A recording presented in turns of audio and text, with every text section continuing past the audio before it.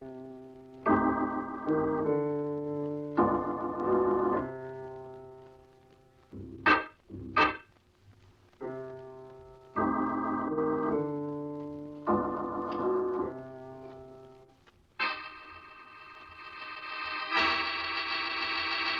one man with a dream of the past. Let him face the future on the sheer cliffs of a towering mountain. That's our story, Ascent, taken from the files of John Steele, adventurer.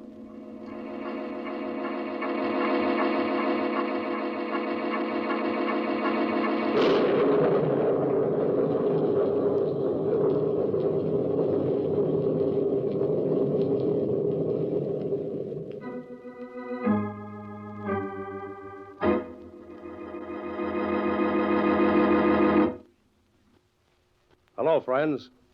This is John Steele. We're back this week to bring you another story of action and excitement. And this is one of my favorites. Some of my guests I've known quite well, and others only slightly. But this week's guest I know very well. Larry and I have been friends ever since he was an awkward kid. I've watched him grow into young manhood. Believe me, I'm mighty proud of him. Suppose you take over from here, Larry, before I tell the whole story. Folks, this is Larry Marshall. I guess mountain climbing fever runs in families. That's the only explanation I could find, because, believe me, nobody was more surprised than I was. You see, my dad was killed in 1938, just before the war. He and 4 friends set out to climb the Dörnelberg, one of the lesser peaks of the Swiss Alps, and, well, they just disappeared. I was a kid away in prep school at the time, so I got all my information secondhand from my mother. It seems they sent out search parties, but they never found them. I wanted to go home, but Mother said it wasn't necessary.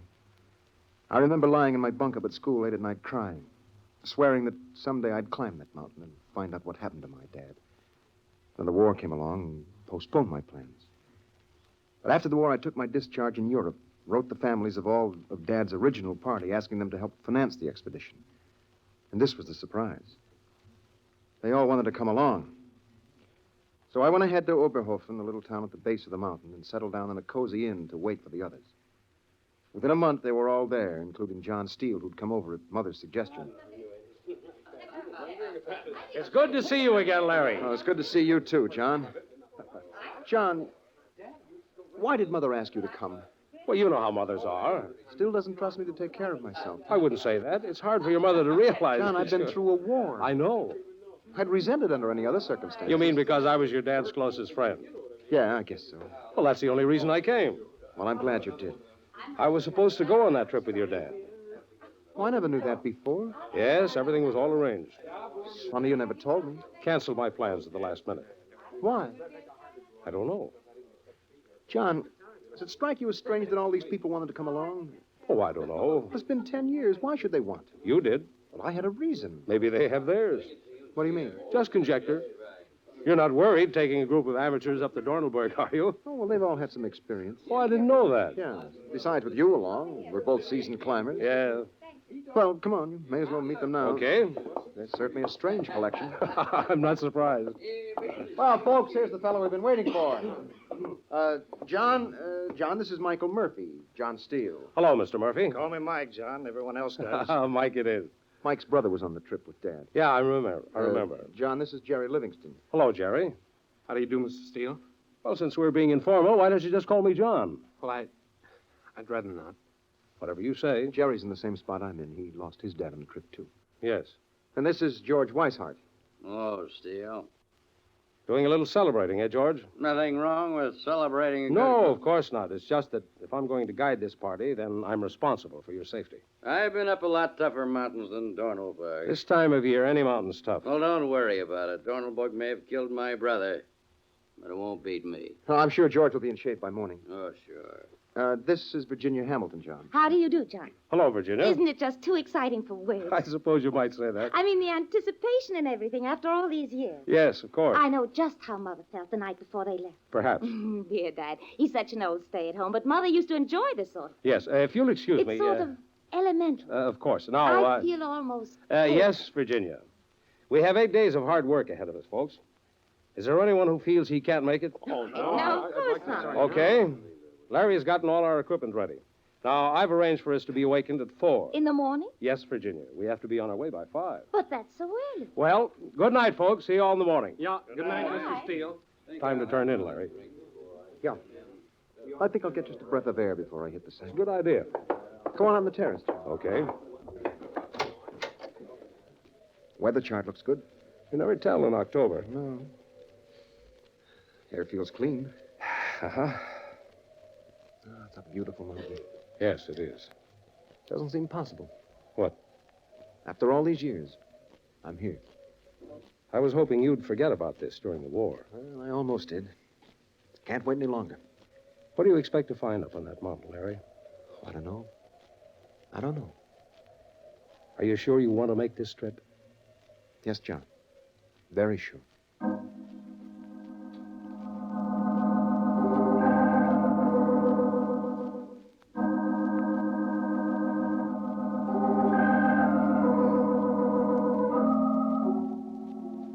The next morning, we made our way up through the groves and gentle slopes of the wasteland, everyone pretty much setting their own pace, and by late afternoon, we were approaching the guide's hut.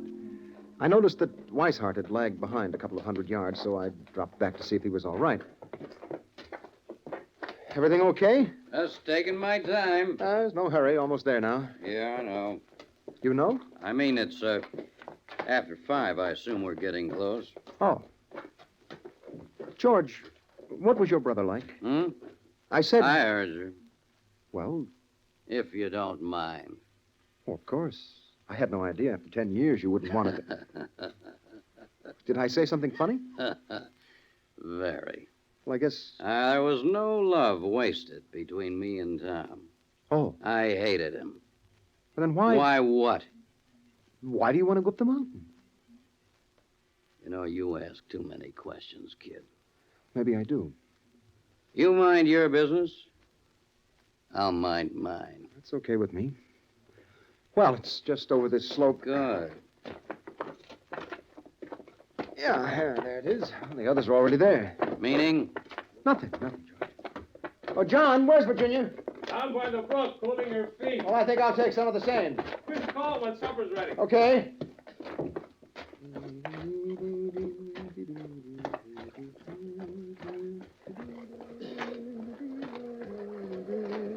I'm over here, Larry. Oh, hi. This brook's just too delicious for words. Tired? Oh, back of my legs simply throb. Come on, take off your shoes and give it a try. Well, all right. You talked me into it. Ah. Isn't that simply wonderful? That feels good. Is that all you can say? Well, it feels fine. It's not much better. Oh, it's been a simply thrilling day. Has it? Of course. Yeah, I guess it has been a good day. You guess? No, I hadn't really noticed. Oh. You see, I take this trip pretty seriously. Why on earth? It's something I've been promising myself that I'd do ever since my dad was lost. That's silly. Silly? Maybe. Why did you come along? Just for fun. Sounded like a good idea. Besides, I was bored with New York. I see. Well, there's really nothing to be so intense about. No? You don't honestly think we're going to find anything up there, do you? I don't know what I think. Well, if that isn't the silly... What was your mother like, Virginia? Mother? Oh, I don't know. I can barely remember her. You weren't that young. I just never knew her very well. See, she and Dad were separated when I was a youngster. Oh. I never saw her very much after that. As a child, I remember that she cried a good deal. She and Dad were always fighting over something. I see. The only thing that I know she loved was being outdoors. Of course, Dad couldn't stand that. No. Come and get it, kids! We're coming! Such a dear. Huh? Oh, really, Larry? Don't be a dolt. Come on, I'm simply starving.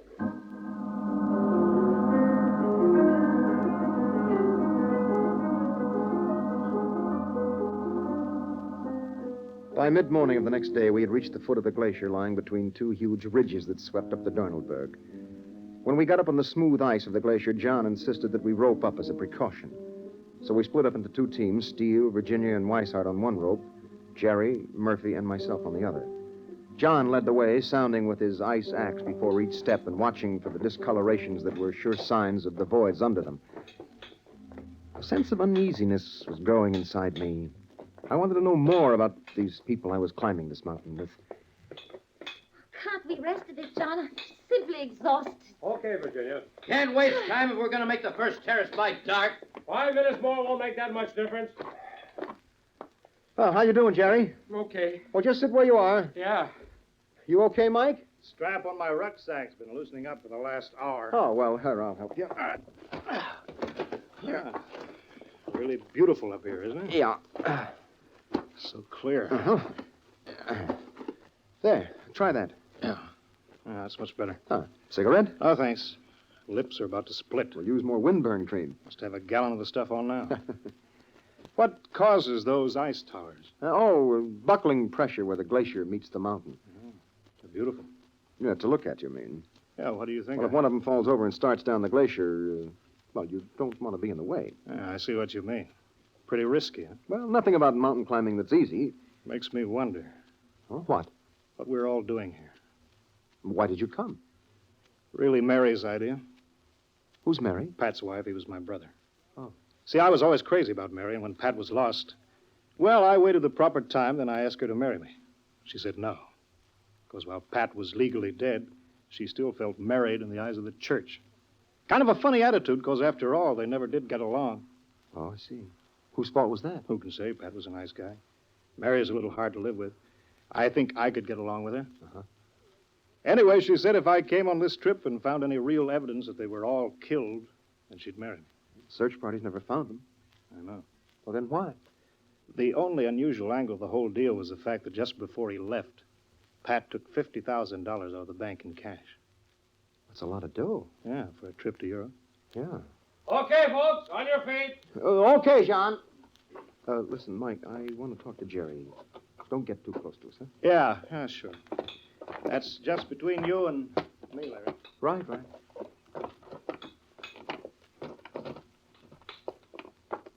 Well, feel rested, Jerry? Oh, much better. You've been kind of quiet all day. Well, I've been thinking. I know what you mean. They came up this glacier 10 years ago. Maybe over the same route. Maybe. It's the closest I've been to Dad for a long time. What do you mean? I don't know. I kind of feel him all around me. Must have been quite a guy. Oh, the best. I thought the world of him. Yeah, I understand. No, you don't. No one ever loved his father the way I loved mine. Well, take it easy, fella. Sorry. It's just it's been so long. Yeah. Nobody understood him like I did. He was such an idealist. Nothing ever worked out for him. Maybe it wasn't such a good idea you're coming along on this trip. Oh, no. My psychiatrist said it was the best thing in the world for me. Why? Where he says it's not knowing that's made me so nervous. Oh, I see. He says maybe if we can find proof that they were killed, maybe I can be myself again. Well, maybe he's right. Yeah. What's that? I don't know. Keep your eyes open. What is it, Steele? Ice buckling. Look at that tower shaking. It's going to fall. Watch it. Sliding down the glacier. Headed this way. Get over. All right, come on, Jerry. No. Come on. Maybe that's how Dad... I'm sorry, fella. Mike, help me drag him. Yeah, coming. Hang on to him. All right, grab his legs. Right. Here we go.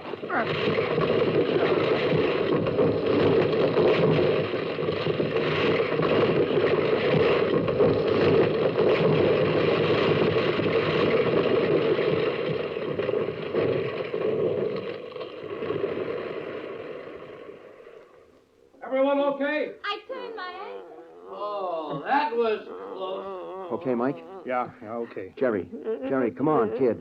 Come on, open your eyes. Dad.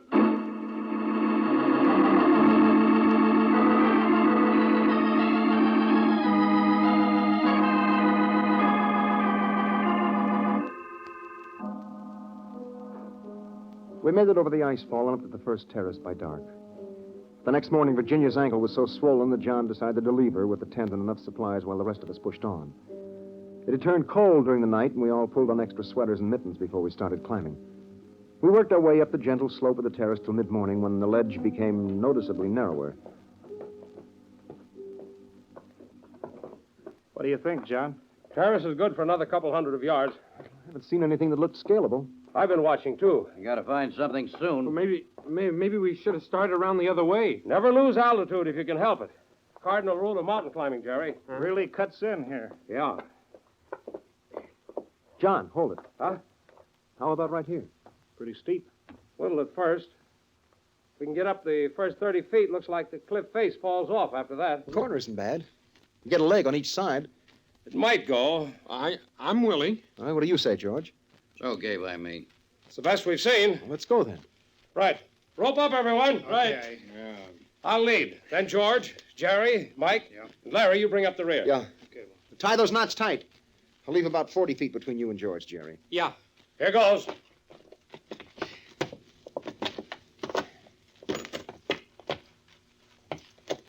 Don't start till he signals you, George. I know. John, there's a handhold about 6 inches to your right. Got it. How is it? Not too bad. He'll probably stop when he gets to that ledge. Then you go, George. I've been up a mountain before. Yeah, sorry. A little to your left, John. Right. Okay. Come ahead. Go on, George. Okay, I'm going. And that's the way it went. First George, then Jerry, then Mike, then it was my turn. And that's the way you climb a mountain. Not in big steps, but an inch at a time. You grip with your hands, with your toes, your knees, your chest, and you crawl up it like a fly up a wall. And most of the time, it's lonely. The only company you've got's the thin lifeline of the rope twisting and turning over the rocks above you. Showers of stone beat down on your head and your shoulders, and you pull yourself up another inch, another foot, until you reach a ledge where the others have rested.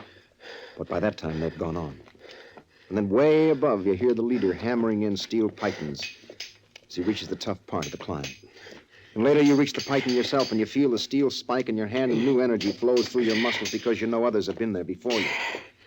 We've been climbing for about 2 hours, and we're halfway up the cliff when I inched up to a ledge and found Mike resting. Okay, another foot and I can pull you over the ledge, Larry. Okay. Little to your right. Yeah. That's it. Okay, now. Thanks. Oh, what's holding us up? Cliff bulges out right above us. Oh? Took John a little while to work around it, get on top. George and Jerry make it okay? Yeah. Once we get on top, we'll be all right. You ready for Mike, John? Okay, send him up. Okay, get going, fella. Yeah. What's the matter? Nothing. Feel all right? Just a little tired, I guess.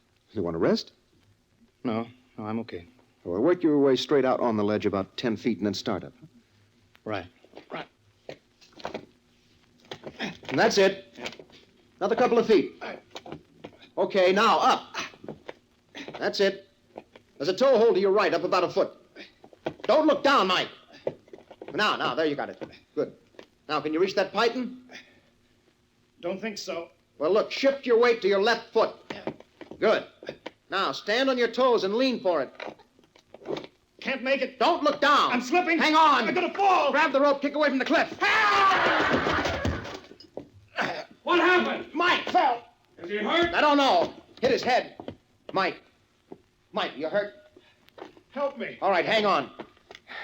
John, belay him up. He's hanging right below me. Right. We'll get you, Mike. Just hang on. That's it. Keep him coming.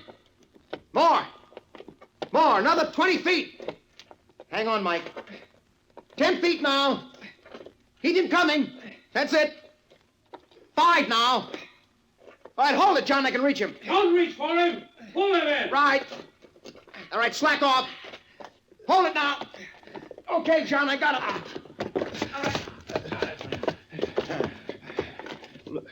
Loosen the rope. Cutting my chest. Yeah, you're okay, Mike. It's a close call. Yeah. Here, let me see that cut. How is he? He's got a bad cut on his head. How does he feel? How do you feel, Mike? Scared. Weak. He's weak. Better send him back down. Right. I'll lower the rappling rope. You let him down 50 feet. He's over the hard part. You make it alone from there. Right. I'm sorry, Mike. Nothing but foolishness anyway. Why, what do you mean? He's dead. Everyone knows it. Oh, I see. Why should I risk my neck coming up this mountain? No reason. If you find anything, let me know. I will. Wish I knew for sure he was dead. Yeah, I guess you do.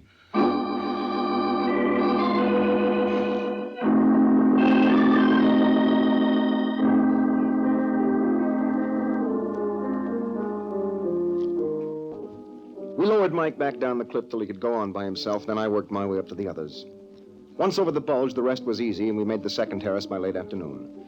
During the night, a heavy wind blew up, and by morning, a first-class gale was blowing. So John and I left George and Jerry to look out for the equipment, and we went on up the terrace. If the ledge went all the way to the top, we could give it a try, wind or no wind. But if the ledge ran out, and we had more scaling to do, we'd have to wait for a break in the weather. Too bad if we have to wait. Yeah, Only have supplies for 5 days. I know. Be cutting it pretty fine. Well, maybe the terrace goes all the way. Maybe. It's funny we haven't seen any sign. Of what? Dad's party? What did you expect? Oh, I don't know. John, what's that? What? That pile of stones looks like a cairn. Wait a minute, Larry. I gotta see it. Maybe Dad's. Take it easy. It is, John. It is. Are you sure? There's a tin can in here. Let's see. All right, wait till I get it open. Anything in it? Yeah, it's a piece of paper. What's it say? Wait a minute. It says Lawrence Marshall, July 28th, 1938. It's got signatures of all the others. Let me see. You're right. Well, now we know they got this far. Yes, we do. You don't seem surprised. I've known all along. How? Those pythons I was hammering in coming up the cliff, they weren't my own. They were already there. I just wanted to be sure they were tight. Dad's. Yes. Why didn't you tell me? I don't know. I don't get this, John. This whole thing is mixed up. Why? All these people wanted to come with us. They all had their reasons. Well, Some of the things they've said don't fit. like what? Like Mike said his brother took $50,000 out of the bank before he left. Yes? Weishart acted like he'd been up this mountain before. I see. Weishart is the only one I really can't understand. He brushed me off when I tried to find out why he was here. I can tell you. You can? Yes. 10 years ago, George Weishart was tried for the murder of his father and acquitted. Why? Insufficient evidence. The state's star witness was his brother. And he disappeared on the Dornelberg 2 months before the trial. Oh. George has been partway up the mountain before. In 1939, he tried to climb it alone and failed. That fits. How? Every one of these people wanted to go with us for selfish reasons. Yes? And everyone on Dad's trip was unhappy through no fault of his own. Everyone except Dad. You never knew your dad very well, did you, Larry? Huh? I mean, really well. Well, I was away in school a lot. Dad traveled 6 months of the year, but I thought I knew him. Maybe I didn't. I don't think you did.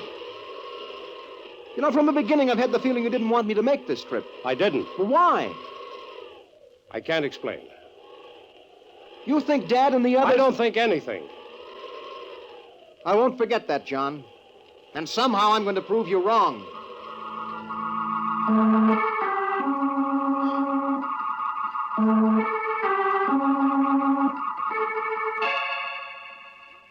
We went on up the terrace until it started to narrow and we knew we were going to have to scale for the top. Then we went back to the tents and spent the day working on the equipment. The wind blew all day and late into the second night. But when John woke me at 4 the next morning, the gale had died down. Jerry had burned his hand badly on the Primus stove, and John decided that he couldn't make the try for the top with us. We started scaling the cliff right where we'd found Dad's cairn, me leading, Weishart next, and John on the end of the rope. And John had been right. Every time I reached a tough passage and needed a python, I'd find one waiting just within arm's length. By noon, we were resting on a ledge just short of the top. The bald dome of the Dornelberg stretched 200 feet above us without even a handhold in sight. Nothing but smooth, shining rock. The ledge on which we were standing circled off to our left, and we decided to skirt the dome until we found something scalable. We worked our way around for 50 feet when the ledge suddenly narrowed to 3 or 4 inches. But we could see that after a passage of 20 feet or so, it broadened out again. It was our only chance for the top, so we decided to take it. I tightened the rope around my chest, worked my way out on the lip. Chest and face jammed tight against the cliff, I moved along an inch at a time, trying not to think of the 7,000 feet of air under me. Inching and resting until at last I felt the ledge widen under my feet, and I was over. Then it was Weishart's turn. Once you get out there, keep moving. Yeah. You sure that rope's tight? Think I'm a novice? Okay. Get going. Yeah. Attaboy, George. Keep going. Lean into the cliff. That's it. Legs gets narrow there. Don't rest yet. Keep moving. That's it. Yeah, that's it. Don't stop. Keep going, George. Rest in another 3 feet. Tired. I gotta rest. Don't stop. I gotta stop. Keep going. I'm tired. You're slipping, George. Move forward. I can't hold on. Hang on. Hang on to your rope, Larry. Yeah, Close, Crockett. Can you pull it in? I can try. Take it easy. Not too fast. John, the rope is slipping over Hang his on to the shoulders. rope, George. Hang on. I can't. I'm slipping. Hang on.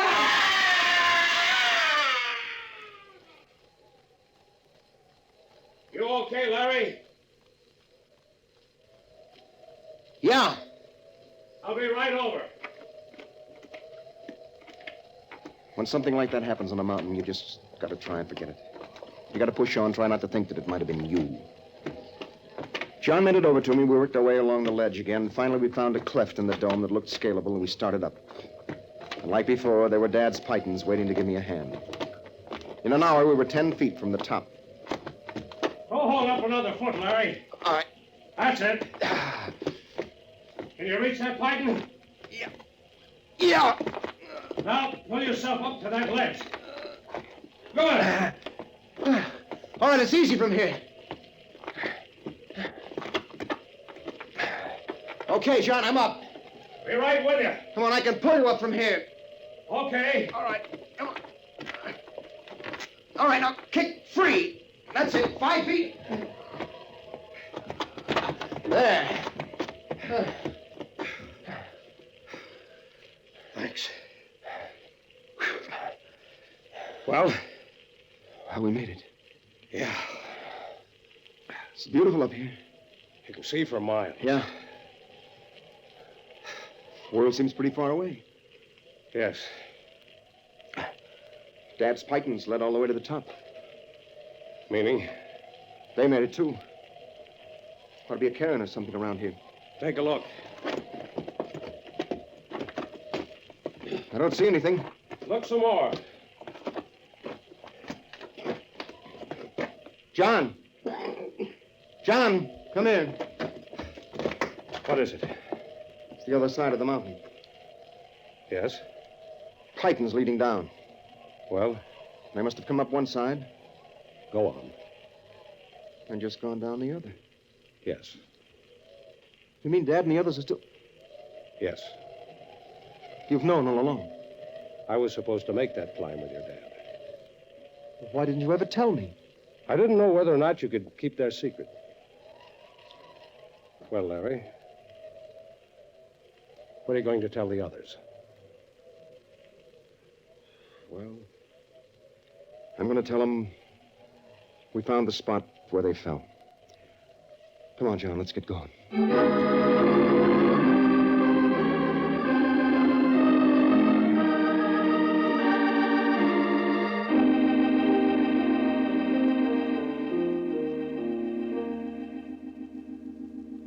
The title, Ascent, the story of a man who learned to leave the past where it belongs. And if you like Larry's story, why not come back next week, friends? I'll have a man who had an unusual adventure with a milk truck, a money press, and a sinister stranger. I like to call it Grade A. So until next week, this is John Steele saying, a life of adventure is yours for the asking, wherever you find it. Only don't look for it. It may find you. Well, goodbye and good hunting.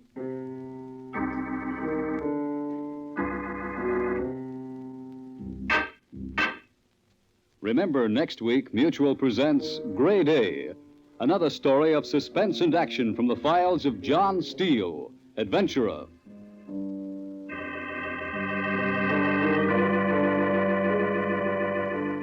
This is the Mutual Broadcasting System.